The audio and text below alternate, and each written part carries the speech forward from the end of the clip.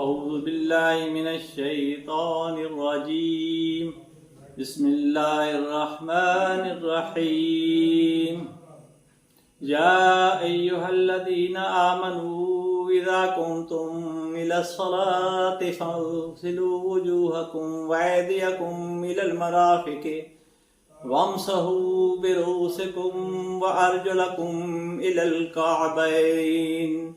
معزز سامعین کرام، میں نے آپ کے سامنے چھٹا پارہ اور اس کی 6 آیت سورۃ مائدہ کی تلاوت کی ہے، جو کہ وضو کے بارے میں ہے۔ اللہ تبارک و تعالیٰ کے حبیب حضرت محمد صلی اللہ علیہ وسلم نے ارشاد فرمایا، الوضوء مفتاح الصلاۃ الصلاۃ مفتاح الجنہ۔ حدیث نبوی ہے، صلی اللہ علیہ وآلہ وسلم نے ارشاد فرمایا، وضو نماز کی چابی ہے اور جنت کی چابی نماز ہے۔ الصلاۃ معراج المومن، نماز مومن کی معراج ہے۔ الصلاۃ عماد الدین، نماز دین کا ستون ہے۔ میں آج آپ کو یہ جو تلاوت کی ہے قرآن پاک کی یہ آیت مقدسہ 6 نمبر، اس میں وضو کے بارے میں بتایا گیا ہے۔ وضو کے 4 فرض ہیں۔ اے ایمان والو، جب تم نماز کا ارادہ کرو، اپنے چہرے کو دو، ہاتھ کو کونیوں تک دھو ڈالو، اور اپنے سر کا مسح کرو، اور اپنے پاؤں کو دھو ڈالو۔ یہ 4 فرض ہیں جو وضو کے بارے میں ہے۔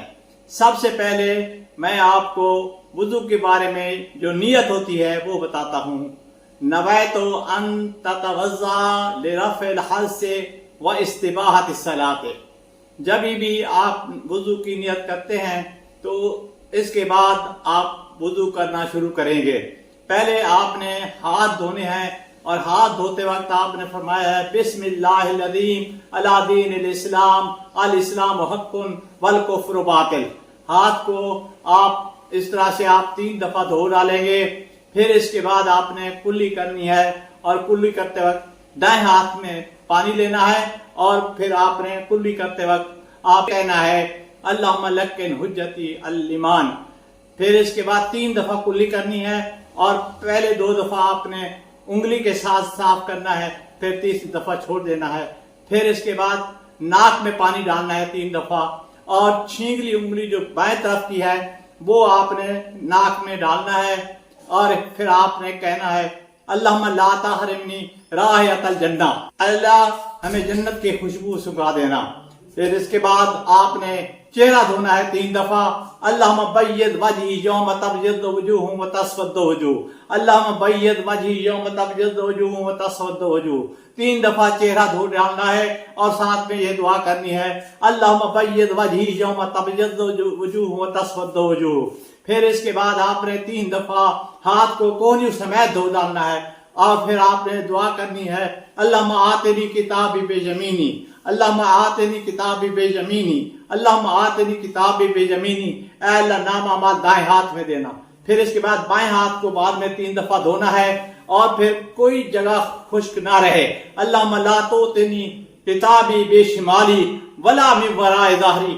اے اللہ، بائیں ہاتھ میں نامہ مال نہ دینا، اور پیچھے بھی ہمارے کوئی نامہ مال نہ آئے۔ 3 دفعہ یہ ہاتھ دھونے کے بعد پھر آپ نے اپنے سر کا مسح کرنا ہے، اور اس طرح سے آپ نے کرنا ہے کہ یہ جو 3 انگلیاں ہیں آپ نے اس کو اوپر لگانا ہے، اور پھر آپ نے اس پانی کو ایسے ہاتھ دھو کے کہنا ہے، اللہم غشنا برحمتک، اللہم غشنا برحمتک۔ پھر اس کے بعد آپ نے اس ہاتھ کو اس طرح سے لے آنا ہے، اور پھر آپ نے دعا پڑھنی ہے، اللہم نجنی من مقطعات النیران۔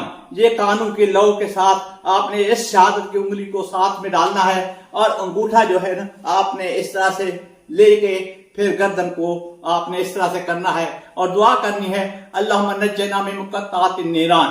پھر اس کے بعد آپ کے آخر میں دائیں پاؤں کو لے جانا ہے، اور خلال بھی کرنا ہے، 3 دفعہ اس پر پانی ڈالنا ہے، اور پھر کہنا ہے، اللہم ثبت قدمی علی الصراط یوم تزل فیہ الاقدام۔